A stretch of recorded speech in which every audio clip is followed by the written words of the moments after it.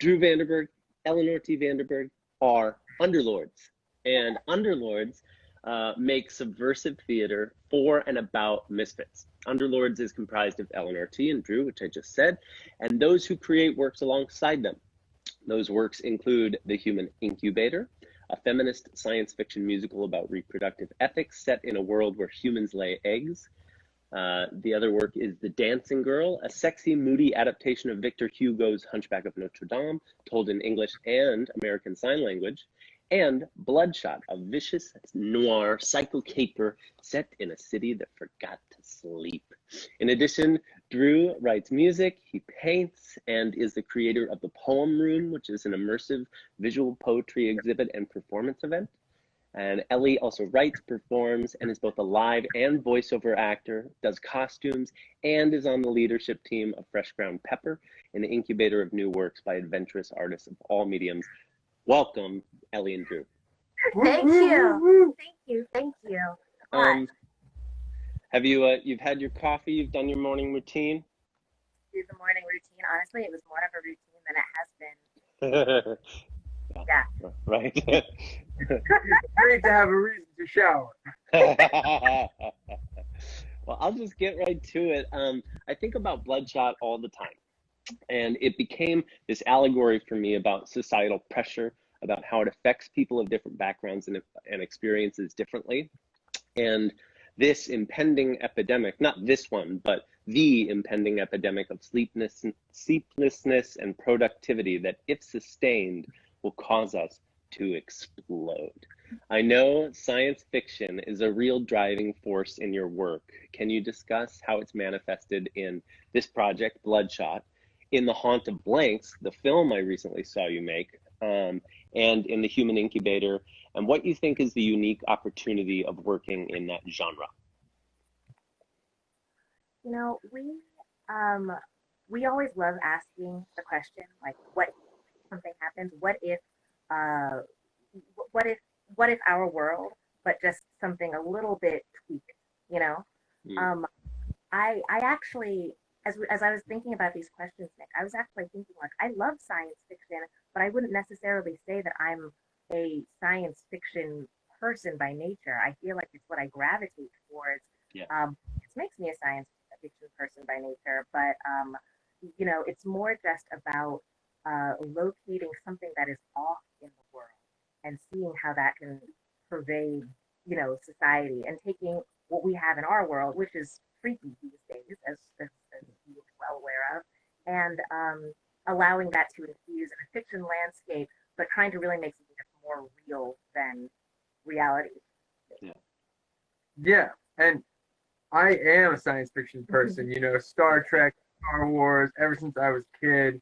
And so, you know, I used to write little, like, fake Star Wars episodes, you know, like, first thing I would write when I learned to write, you know? So, to me, it was always an opportunity in the theater to make sci-fi theater, because I don't know if that was much of a genre, at least when we were growing up. And so more sci-fi theater, more sci-fi musicals always seemed like just a cool idea to do. And then I realized that you give your audience an entry point if you just say, it's our world, but what if something a little different?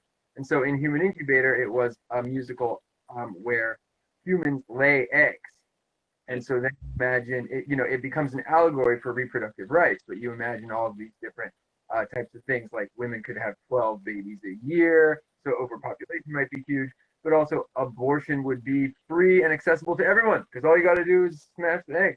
So we kind of started with this one thing that changes in society, and then you go into the fantastical world. And it's just fun that way, especially in a world where basically we're living in science fiction now. The 21st century technology has taken us so much closer to 1984. Can you believe that was already 20 years ago? Right. You know, I also think about just what I immerse myself in. It is true, because we watch Star Trek, we do Star Wars. I love video games. I love the fantasy realm. I don't actually watch a lot of dramas that are steeped in real world, but then it's the question of, like, does a fish know it's wet when it's in water? You know what I mean? That's what I'm immersing myself. Is it science fiction or is it my reality? Sure. Yeah. Yeah, I get, yeah, there's definitely like Rod Serling, Jordan Peele vibes where like you kind of like take one thing and just change it and see what happens. And like there's like this uncanniness to the work, especially in Bloodshot, where it's like almost, this could almost, you know. Oh, my sister just joined. Hi, Sydney. Um, so, what was it like? You two were so lucky to have had you as alumni last year with Exponential. You presented a work in January about this like sleeplessness epidemic, and you were staging it while there was a global COVID pandemic starting to happen. I was working on a show at that time. You were working on a show at that time, and I haven't talked to anyone about that. What was that like? What were the conversations that you were having as a team? Um, and then, like, yeah, what was it like to live with that and perform with that every night? I mean, gosh, it's crazy to say, but I think the show opened on January 23rd of this year. And at that point, I mean, there were headlines about this strange pandemic that was happening Yeah, in Asia. And, but it still felt so distant. It's so strange to say that it felt so far off at that point. yeah, Remember, we went out with a friend in February who, we were like, hey, what's up? We just finished the show. How's it going? And he was like, this time 6 weeks from now, our entire life is going to be upended. It's going to be totally different. It's going to be, and that was really the first time that, yeah, as someone who is focusing on more of the politics of this country as opposed to global news at that point, that was really the first time that it felt like it was brought home. yeah, So I can't even necessarily say that we were thinking. I mean, it was January, and so there was definitely a cold that was going around the cast, and at that point we were like, oh man, is that thing that they're reporting about right now? hmm, I don't think anyone could know. Drew. Well, no, it's true. The show closed February 1st, so we yeah, didn't know at the time how serious this was going to be. But I will yeah, say, Bloodshot was it was about sleeplessness, but it was also about anxiety. It was about our addiction to technology, yeah, screens. It was about living in a Trump America and everything just being addicted to the news cycle. And I think it was also about race and the oppression of black bodies in our country. And we intentionally wanted to cast a lot of people of color in the show and yeah. that added layer of anxiety. And so all of those things created that pandemic. And you could also say that all of those things created this pandemic. Hmm. So yeah, it was a little prescient, but it wasn't intentional. Yeah, yeah.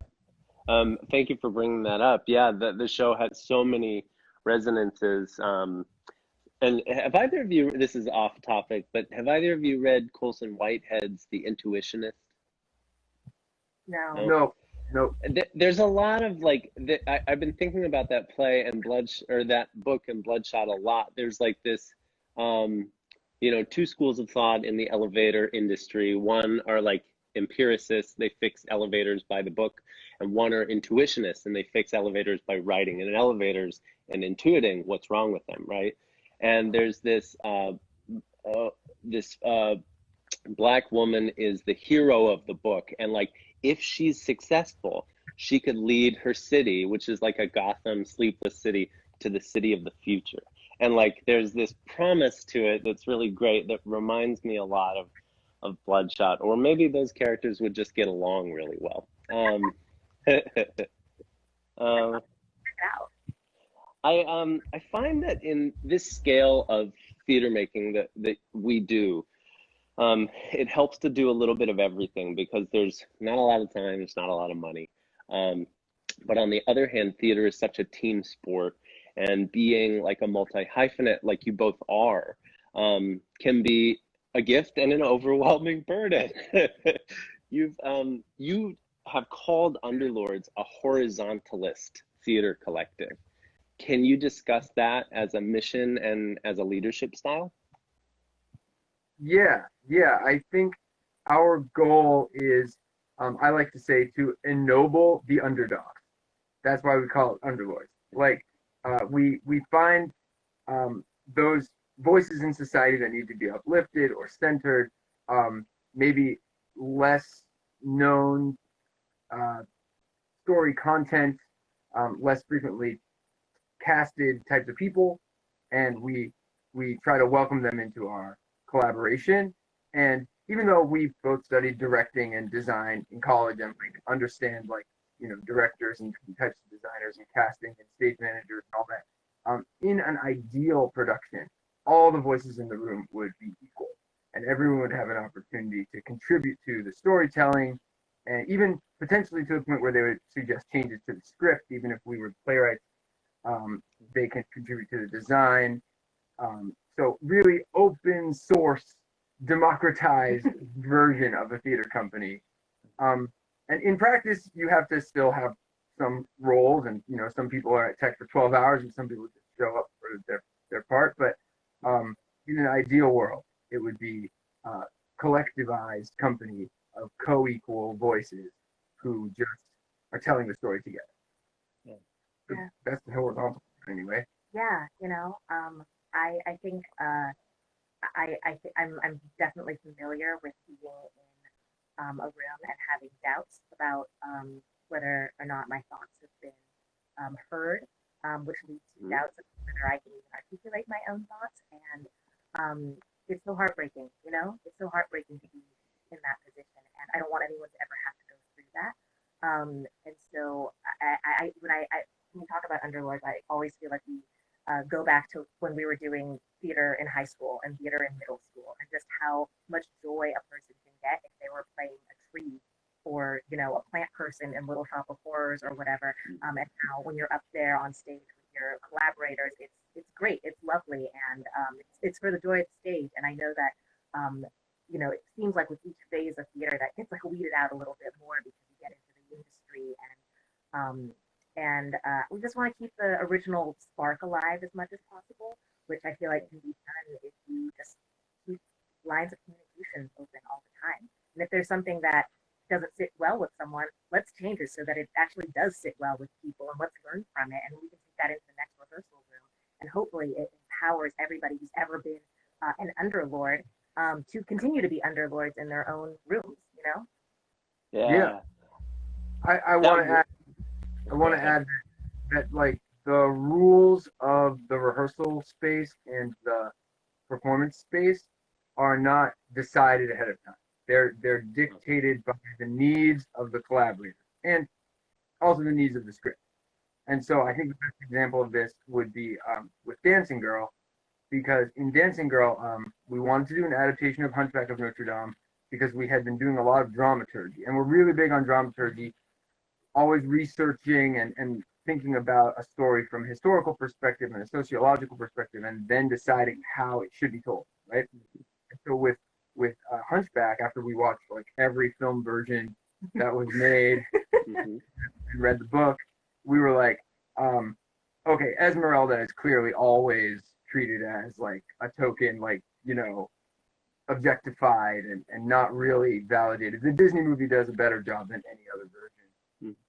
Also, it's not fully well known that Quasimodo was deaf in the original Victor Hugo novel because his eardrums had been shattered by the bell. And so Quasimodo is deaf, and Esmeralda is an immigrant.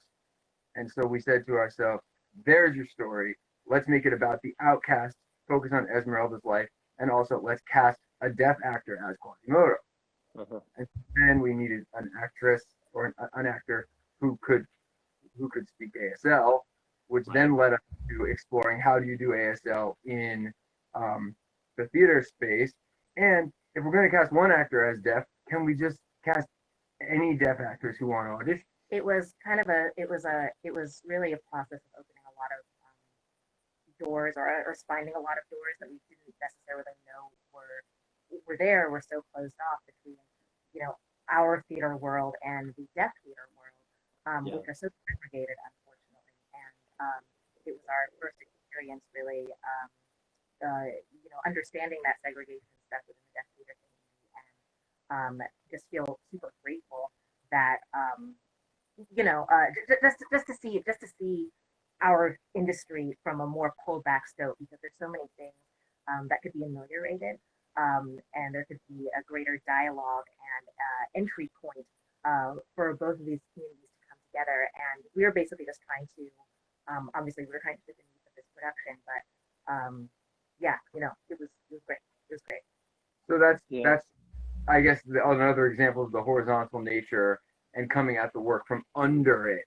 Another interpretation of underlords, because we didn't say, oh, we want to do a deaf play with ASL. We said we want to tell this story in a new way, and then through speaking with deaf folks that we were meeting and researching what the needs were, then we started bringing in the interpreters and staging it differently and casting it differently. So it didn't start with us. It starts with the people that you want to collaborate with. Yeah, that's great. We should all be so adaptive and warm and receptive and porous and open to that stuff. And I know from experience of being around you guys at Target Margin that was really that was really what do I want to say? It was tangible. Sorry, it's 11 a.m. I should have some more coffee. Not palatable. It was tangible. So this is the part of the interview that's like Jonathan Van Ness says, it's like yogi recess. If there's a pose that we didn't get to, if there's something, if you need to stay in a certain flow for a second longer, now's your time. Is there anything we didn't get to that you'd like to discuss? Oh gosh. I love our collaborators so much. I just love the collaborators so much. Yeah. It really, yeah, I love them. I love them. I love working with them. I love learning from them. I'm grateful to the people that we get to work with. And yeah, it's awesome. Yeah. It's awesome. I love building a family with them. It's a bit of a family. We have a lot of really old friends from NYU when we got started in New York, and we still call on that. But we are really big on new people. I would say this to anyone out there who's listening: if you are starting a production company, or even if you're just a casting director, or in any position to bring a friend aboard a show, put a post on Backstage or Craigslist and find someone new, or reach out to your younger cousin who goes to SUNY Purchase and ask them if they want to come to town for the summer. Someone random. Like, we have found so much new youthful energy, and I just think that trusting young folks, and like, just because we know how to design stuff doesn't mean we should, right? we rather give the opportunity to a young person, or someone who we met through another random thing, and then it always works out great. I also want to just add that in terms of kind of creating ethos for any sort of production, I think it's really easy to think about like, oh, but what's been done before, and like, what does it need to feel like, and how someone can take it seriously. But honestly, just like do what you feel is right for the people around you, and the rest of it, I think, will fall into place. Yeah, it'll fall into place, and I think it's just about trying to establish. Be obvious with each other about what expectations are within that space. But I think that you can set those guidelines in collaboration with everybody that you're working with, and you can create an experience that doesn't have to mirror, what they're doing somewhere else. Because your voice needs to be heard, and your values should be expressed in the work that you do. And it really, it's not just about the script itself. It's also very much about how you treat your collaborators in a room, how you engage with them, and everything. Where are you rehearsing? How are you rehearsing? Are you feeding your people? Yeah, it might be more so about that, because I like to think that theater is not just a show. The theater is happening every moment between rehearsals, even commuting to the rehearsal, or the phone call, or the email that you're writing to welcome someone aboard. All of it is a part of the show, and so it should all be fun, and it should all feel good and tell the story, right? Yeah, we like fun. Oh yeah, true. Yeah. Underlords. Is there anything you two would like to plug? Anything you'd like us to, our audience to know that you're working on? Yeah. You should check out the author event on October 2nd, Friday, October 2nd. It is a podcast called Black Women Are Scary. And it is a brilliant podcast that is headed by my friend She is a brilliant performer, writer, facilitator, mind, human being. And I am so honored to have been to have read her short story, her short horror story. And then I wake up, and so that is going to be launching at some point in the next 2 weeks or so. But there's going to be an author event that you should peep the Raise Elinor Instagram feed for details about it. You can check it out and meet Emoto and hear the story. It's really chilling. I think about it still, and I like get literal chills and goosebumps. Yeah, so October 2nd. Check it out. Drew? No, I have nothing to add. I'm just really, I'll only say that I think we can all still be creative during the pandemic. Nothing's stopping you from reading books, watching documentaries, writing that script you've always wanted to write, make a painting, start practicing oboe. I don't know. I mean, if you can afford to play an oboe or whatever, or that old trumpet that you have lying around the house, right? Like, we can all stay creative, but it does definitely suck that we can't be in person. So personally, I don't have anything. I'm just waiting till we can be in person again so I can invite you to my rock band next show. Cool. I'm looking forward to that. Go vote. And if you don't want to trust the postal service, go vote in person. That would be the most important thing this month, I guess. Next month. Nice. Vote. I'm into it. Thank you so much for joining us today. Thank you for sharing your time and your thoughts, and most importantly, your amazing art that I am so happy and lucky to have now been acquainted with. And everyone check out Underlords. We are Underlords on Instagram. And just a quick note to say that the Exponential Festival is fundraising, and you can chip in at the link in our bio. Ellie and Drew, thanks so much. Nick, thank you so much. Thank you, Exponential Festival. We love you. Thank you. We love you too. Bye.